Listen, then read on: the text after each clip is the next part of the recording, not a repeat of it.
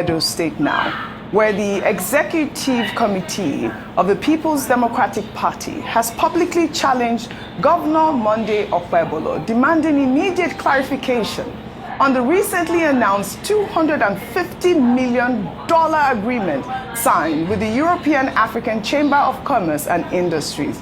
The PDP, through its publicity secretary, described the investment claim reportedly signed during a summit in Glasgow, Scotland, as a source of embarrassment to the people of Edo State.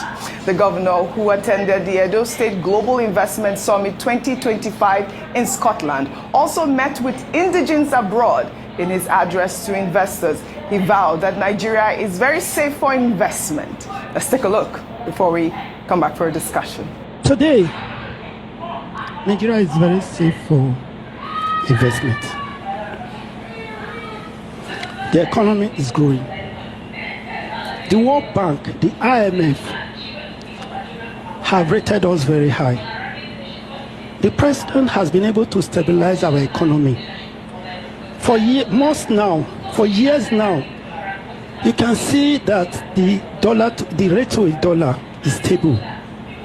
So that is stabilization. That is why I was quick to say, I am promising Mr. President. Today, I'm even very happy to hear that we have over 2 million people in UK here. So I promise Mr. President 2.5 million votes. If any of you here can call your family back home to say vote for Mr. President, all of you here, I know you have 1 or 2, 3 persons back home. 2 million people talking to 2 persons. How many is that? So we do the arithmetic at the end of the day. Have you done the arithmetic? Well, I think it's about 6 million. But let me just take a reaction to that summit that he went to last week in Scotland. This person wrote on X, I don't understand the rationale behind this. That's the summit. Edo Summit in Glasgow. First of all, how many persons went from Nigeria on the ticket of the state? Cost of air ticket, hotels, feeding, and other logistics borne by the state, promoting Glasgow economy. And that's, a concerned person from Edo State. I'm sure you too, you are concerned and you're asking that question as well. But the bigger question is about the investment that he said that he was able to attract. $250 million. Yes. Okay, go ahead. I'm just trying to look at the website of the Eurozone. of the organization that's looking to invest $250 million. Okay. It is, it's there. There's no announcement yet around, and it looks like an entity that's emerging. So it'll be great to see where they got $250 million from to invest. Now the danger, and I think the PDP has asked a good question as the opposition party. Now the onus is on the Edo State governor to defend, or at least as they've called for, to really detail the investment, because this is huge. $250 million. He's gone to Glasgow, and what we often talk about is when you go to all these, you go and spend state resources for all these trips, show workings. Let's see what you brought in. What they've said is that it's a 3 to 5 year investment plan. They would invest in things like agriculture, mining, human development, and all the likes. And in less than 1 year, for him to achieve such a great thing for the state is phenomenal. Yes. So we want to see the details of that, and we want to see the organization that he's partnering with for this great feat. I would not want to take it with a pinch of salt yet. I want Governor Okpebholo to justify, and share with us how this deal will work, where the money, how the money will be spent and all that. But I do think that the PDP should stay on this like a dog with a bone until we see the outcome of this. I'm saying that because we've seen at other times whereby we have announcements that prove to be false, and it's a big embarrassment to us as a nation. And we've even seen what's happened in Japan as a result of that. They've literally, it had a ripple effect on the African community in Japan. We saw what happened in Dubai when we announced, hastily the ban lifted. So it's important for us to not just to promote propaganda by announcing these investments that do not make any sense or is not or is not true. But if it's true, kudos to him. But I think we need to see the details of that. Yeah. If you check the organization, it doesn't look like. Yes. But so we want to know what he's going to use the $250 million. We're going to get a response from the Edo State Governor, Monday Okpebolo. Well, in another development, activist Precious Oruche, popularly known as Mama P, was detained over the weekend by the police following a viral confrontation with the factional national chairman of the Labour Party, Julius Abure, at the Abuja airport. The incident began when Oruche, a non-obedient movement figure, allegedly accosted Abure, accusing him of frustrating Nigerians and destroying the Labour Party. Are you not Julius Abure? So what are you not doing with the Labour Party? Police, they find you, the entire okay. Police, they find you. Is that not Julius Abure? Are you a good key with the time humans? Are you not Julius Abure? Police is looking for you. You don't destroy the Labour Party, the entire okay. No, put you all of you now. When you ask what that is, and you know me. And you asking me, excuse me, sir. You know me, and you asking me, my life took up inside your head. Wait. Say that if you get up, I tell you, man. That's Julius Abure. Oh, no, Julius Abure. You don't know him. That brother. All of you ruined our chances. Excuse me. I'm not going to enter. Okay, you don't know. I don't.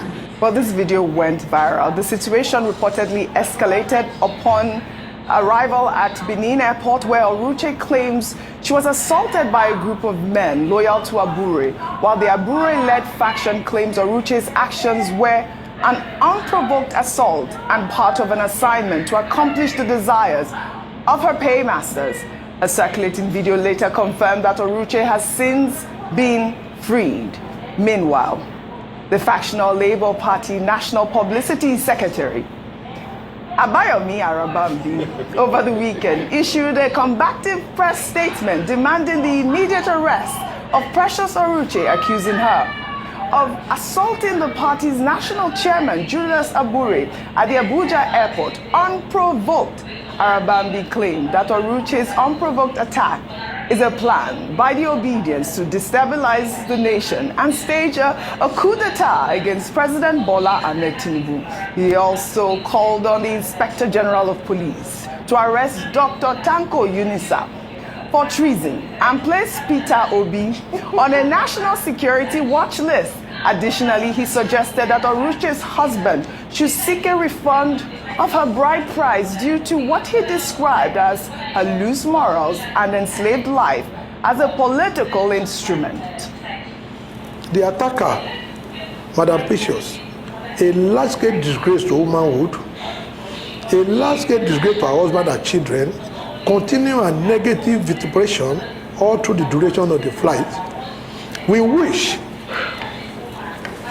to call on the Inspector General of Police to arrest Dr. Tanko Yunusa for treason and incitement and transfer Mrs. Precious Onuche case to Abuja for conduct of coverage of peace and placing Mr. Obi on a security watch list as is known to have been demarketing Nigeria and calling for war, destabilization as it happened in Nepal.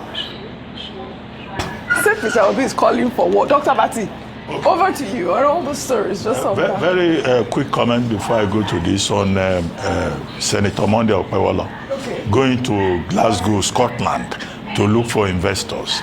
But the investors he was purportedly talking to were mostly people from Edo State. Now, I think there's some confusion here. Was he looking for investors or was doing gerrymandering? Because he was telling his audience that he will support President Bola Ahmed Tinubu.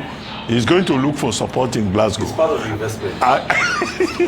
And he said he will they should talk to their people at home.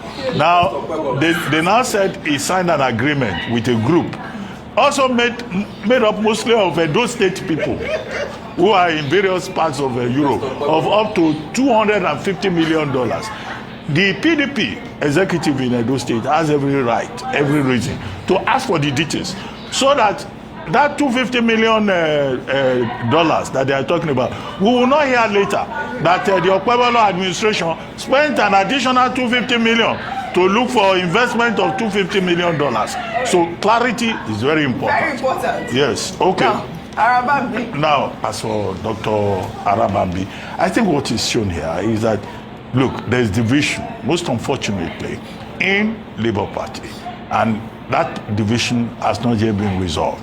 You had Dr. Tanko Yunusa on one side, writing about Mama P. Yukola, Precious Uruche, who attacked Julius Abure in Abuja, attacked him also when they arrived at the Benin airport, and went to the police to report that thugs, who she described as Abure's agents, brutalized her, only for the police to detain her. She was the one, it was the complainant that got detained. So, you know, there's some untidiness there.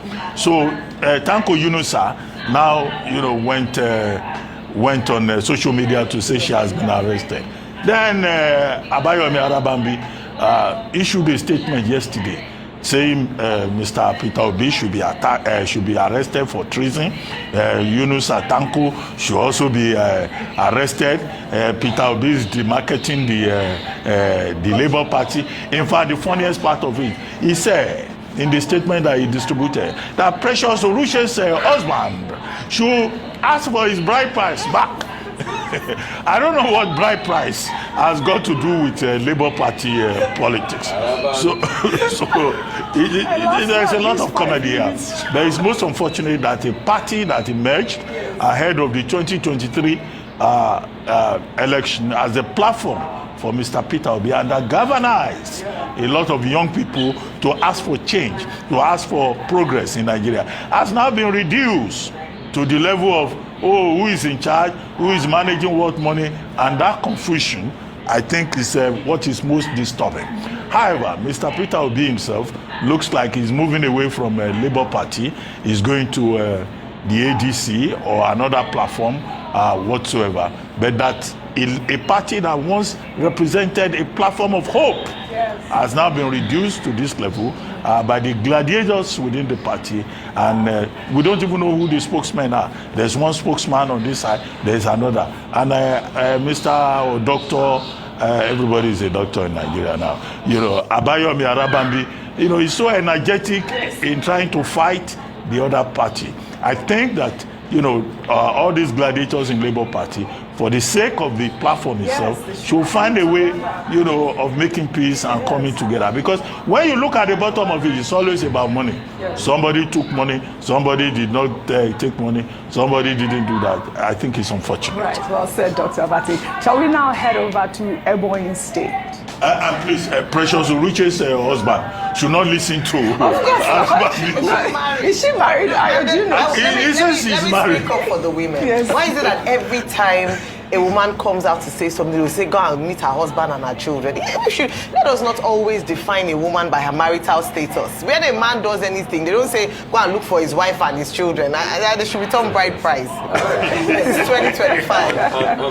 Bride price. You don't even need to advise if she's married, or I don't know if she's married. You don't, any man that because Arabambi say withdraw the bride price that he does is not fit to marry Precious in the first place.